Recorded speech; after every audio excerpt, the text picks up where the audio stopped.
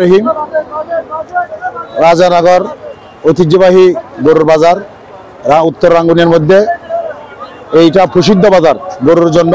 প্রতি বাজারে শনিবার মঙ্গলবার বাজারে গরু হাট বসে এবং কোরবানিকে সামনে রেখে এখানে যে পাহাড় থেকে রাঙামাটি, কাকড়াছড়ি, বান্দরবন পাহাড় থেকে ব্যাপারীরা গরু কিনে এখানে নিয়ে আসে।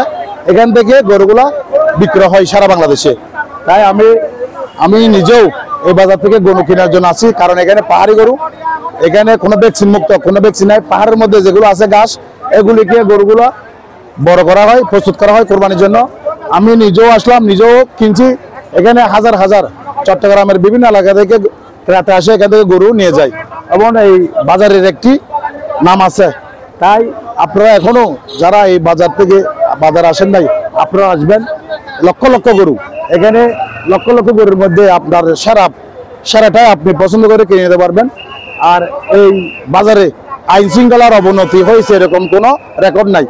এখানে বিভিন্ন মাদ্রাসার পক্ষ থেকে, বাংলাদেশ জাতীয়তাবাদের পক্ষ থেকে এবং এই আমাদের রানীহাট বাজারের পক্ষ থেকে এবং চট্টগ্রাম উত্তর জেলা যুবদলের সিনিয়র সহ সভাপতি ইউসুফ চৌধুরীর পক্ষ থেকে বিভিন্ন মনিটরিং টিম গঠন করা হয়, যার টিমের মাধ্যমে বিভিন্ন পর্যায়ে বিভিন্ন স্তরে এখানে সার্বক্ষণিক তারা এই বাজার মনিটরিং করে।